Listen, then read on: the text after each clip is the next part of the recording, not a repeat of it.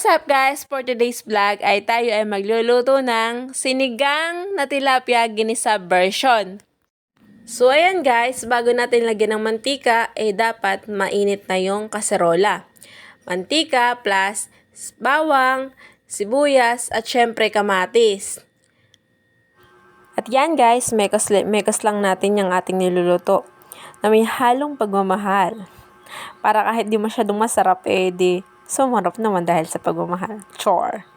So guys, o nga pala, yung jowa ko nga pala yung nagluluto. Ako yung taga-halo lang. Taga-assistance kumbaga. Dahil opo, wala po akong alam pagluluto. Medyo marunong naman. Pero tipong nilagang tubig lang. Pritong isda, durog pa. Pritong manok, hilaw pa. Medyo dumudugo pa yung gitna. Char, joke lang.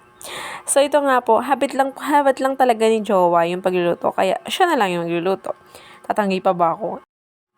Guys, pwede nga pala siyang lagyan ng luya. Optional nga lang. Wala lang po kaming luyang nabili kanina.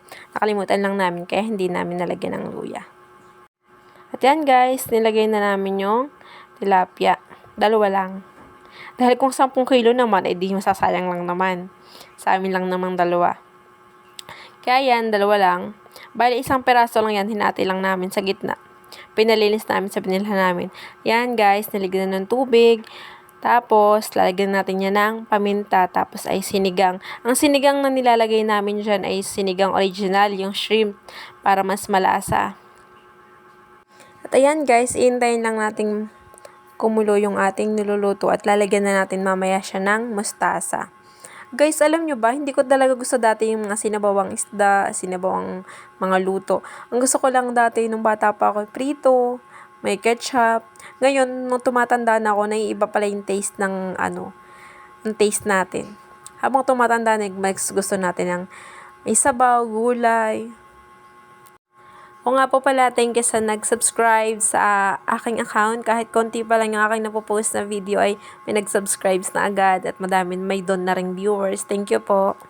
Sana guys ay mas madami pa ang maging subscribers natin para mas masaya. Para nakakasipag magluto, nakakasipag mag-edit, mag-video.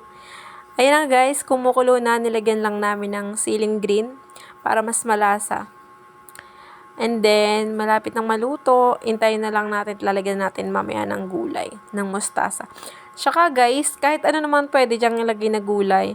Favorite ko lang talaga yung mustasa, mas masarap. Medyo umano kasi siya, medyo pumapait-pait na yung sabaw, mas masarap, mas parang malasa.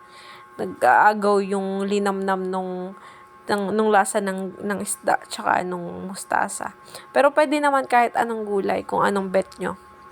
Yan lang talaga yung bet kong gulay. Kahit saan, kahit sa ginataan. At yan na guys, nalagyan na natin ng mustasa. Kinamay na namin, pero naghugas naman kami ng kamay. Malinis naman po yan. Ayan na guys, malapit na. 1 kulo na lang at pwede nang kumain. Yan.